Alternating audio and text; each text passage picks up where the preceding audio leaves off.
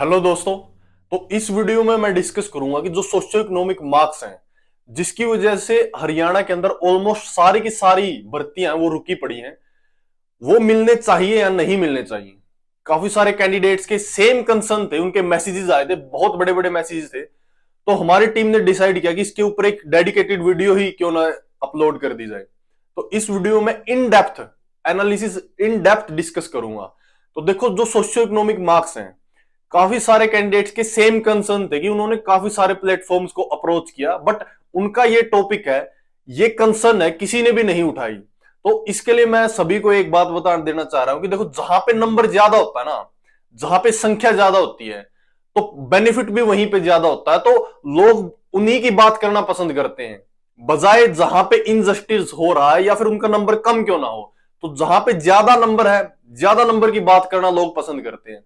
तो सबसे पहली चीज जो सभी का कंसर्न था कि इस टॉपिक पे बात क्यों नहीं की जा रही। देखो, इस टॉपिक पे बात ना करने की वजह यह है, मतलब वो इस टॉपिक पे बात नहीं कर सकते क्योंकि दे आर बायस्ड, क्योंकि वो खुद 5 मार्क्स लेके सिलेक्शन लगे हुए हैं। ठीक है, तो एक कैंडिडेट का मैसेज आया था, वो 2018 से इस चीज के लिए स्ट्रगल कर रहा है।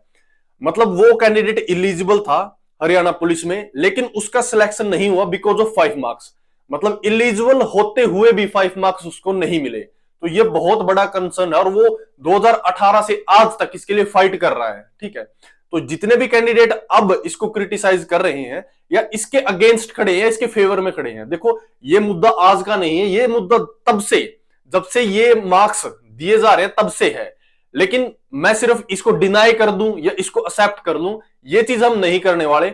अगर किसी कैंडिडेट को मिलते हैं तो वो इसको ये बोलेगा कि ये सही है देना, जिस कैंडिडेट को नहीं मिलते वो ये बोलेगा कि इनको देना सही नहीं है। तो हम यहां पे न्यूट्रल डिस्कशन करने वाले हैं। न्यूट्रल इसलिए करने वाले हैं क्योंकि पूरी की पूरी टीम ने 5 मार्क्स का कभी भी यूज नहीं किया है, इसलिए यहां पे आपको एक न्यूट्रल आउटकम देखने को मिलेगा।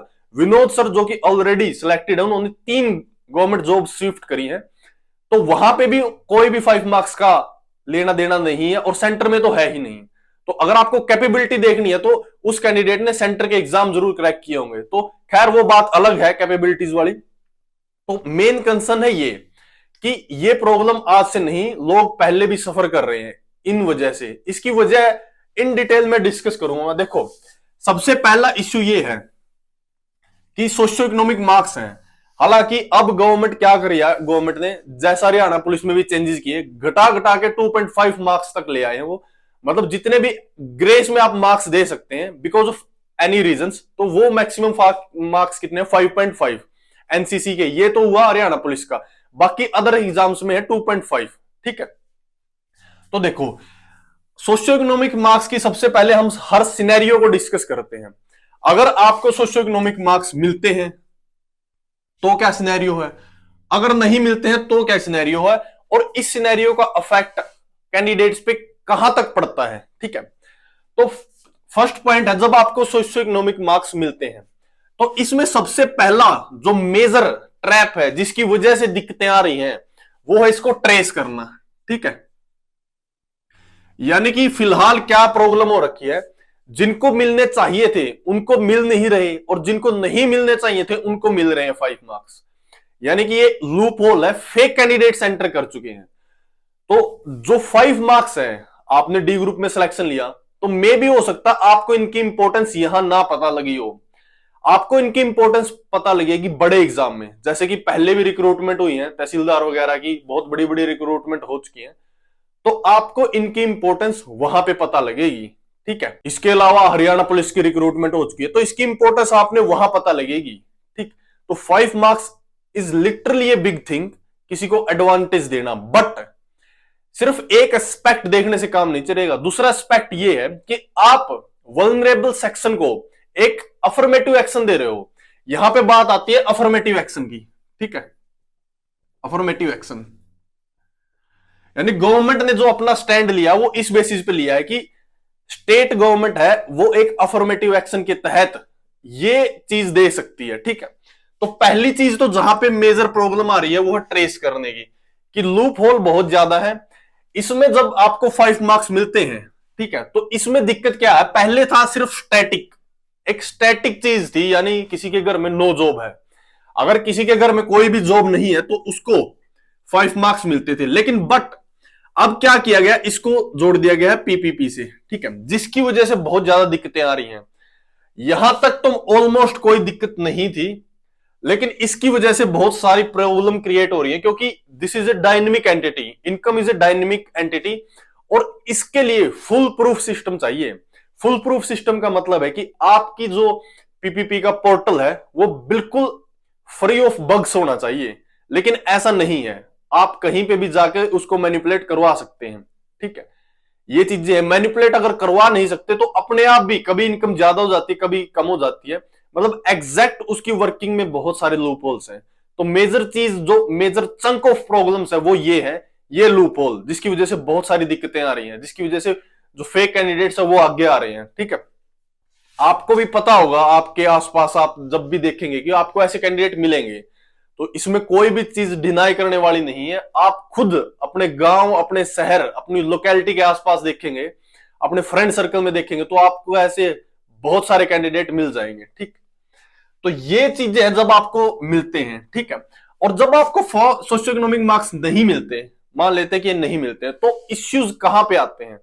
देखो, इश्यूज आते हैं, सबसे बड़ा इश्यू ये है कि अगर सोशियो इकोनॉमिक मार्क्स नहीं मिलते हैं तो इसका डिसीजन क्या होगा? क्या यह डिसीजन रिट्रोस्पेक्टिव होगा? आपने एक चीज पॉलिटी में पढ़ी होगी कि डिसीजंस आर रिट्रोस्पेक्टिव, मतलब अगर कुछ डिसीजन ऐसे होते हैं, अगर माननीय हाई कोर्ट ने आज डिसीजन दिया तो जब से वो कानून या पॉलिसी बनी है तब से ही उसको वॉइड मान लिया जाता है, लेकिन कुछ डिसीजन ऐसे होते हैं कि तब से न मानकर आज से माना जाए। तो ये चीज भी देखने वाली है कि जो रिस्पेक्टेड हाई कोर्ट है इस डिसीजन को कैसे देती है।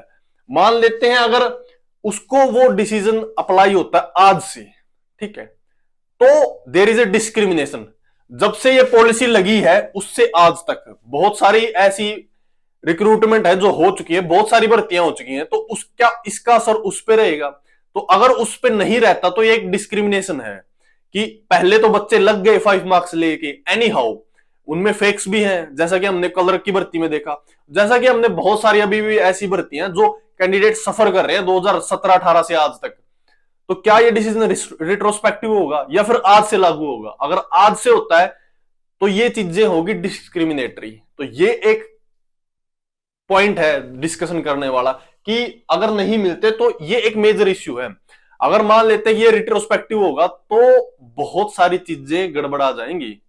जितनी भी भर्तियां हुई हैं इस गवर्नमेंट में 2014 के बाद में, तो उनमें लाइन ऑर्डर डिसरप्ट हो जाएगा। अगर ऐसा होता है तो बहुत सारे कैंडिडेट निकलेंगे, बहुत सारे फिर एंटर करेंगे, तो ये सब होने वाला है, ठीक है।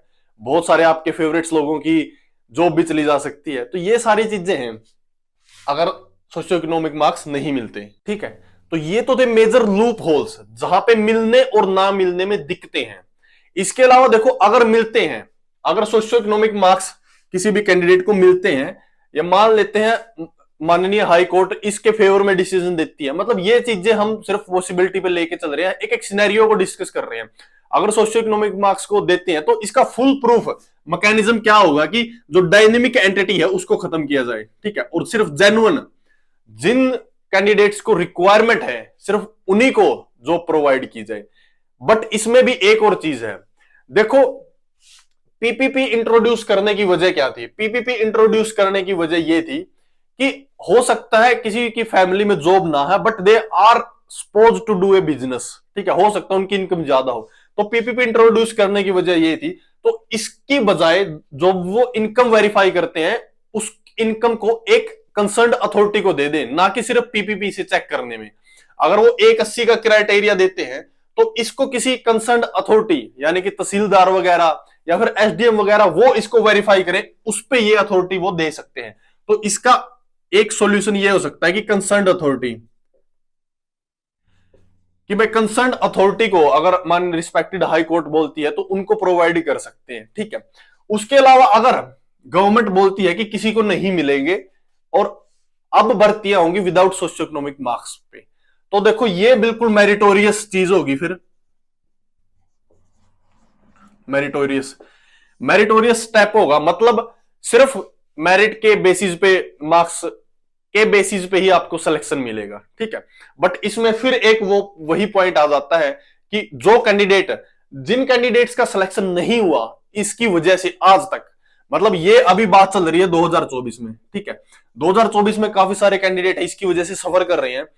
बट सिर्फ 2024 में ही ऐसे कैंडिडेट नहीं थे, 2016, 17, 18 वहां से लेके आज तक ऐसे कैंडिडेट हैं जिनका सिलेक्शन किसी बेहतर पोस्ट पे हो जाता, बट हो सकता है उनका नहीं हुआ और आज भी उनको डी ग्रुप ज्वाइन करनी पड़ रही है। तो ये वजह भी हो सकती है, ठीक है, कि ग्रुप सी में होने की बजाय उनका डी में भी हुआ या फिर नहीं भी हुआ, कुछ कैंडिडेट ओवर एज हो चुके हैं।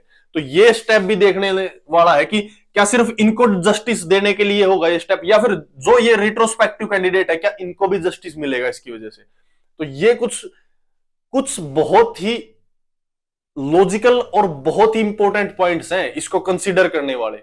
सिर्फ इस वजह से डिनाई कर देना कि किसी को नहीं मिलते या फिर किसी को मिलते हैं इस वजह से हाँ भर देना, ये एक बहुत गलत स्टेप है, ठीक है। अगर आप इसको फ्री की रेवड़ी कहते हैं तो ये फ्री की रेवड़ी तब से बंद होना जरूरी है जब से ये बढ़ती आ रही है, अगर ये बंद होती है तो। अगर नहीं होती तो जस्टिस इस टाइप का होना चाहिए कि सभी के साथ हो, ना कि कुछ लोगों के साथ, ठीक है। तो ये तो था सोशियो इकोनॉमिक मार्क्स का, जब अगर मिलते हैं तो क्या सिनेरियो होगा, अगर नहीं मिलते तो क्या सिनेरियो होगा, ठीक। और इस वीडियो में मैंने ये भी डिस्कस किया कि इस टॉपिक पे लोग क्यों अवॉइड कर रहे हैं बात करना, आप सभी के सामने है सारी की सारी चीजें, ठीक है, क्यों लोग अवॉइड कर रहे हैं। और काफी सारे कैंडिडेट जिनकी जेन्युइन कंसर्न थी, जो हर दर घूम के यहां पे पहुंचे हैं, उनको भी मैंने इस एक ही वीडियो में एड्रेस कर दिया है, ठीक है। इसके अलावा देखो, आपको पता है आज जो कोर्ट का डिसीजन रहा है वो ये है कि नेक्स्ट डेट दे दी गई है, दोनों केसेस में अलग अलग डेट मिली है, तो नेक्स्ट डेट में देखो क्या निकल के आता है। सेम चीज है, उम्मीद अगर कम रखोगे तो ही बेनिफिट रहेगा, तो ही कुछ प्रिपरेशन कर पाओगे, अदरवाइज प्रिपरेशन भी नहीं कर पाओगे, इसी के अंदर आपका माइंड बॉगलिंग होती रहेगी, ठीक है।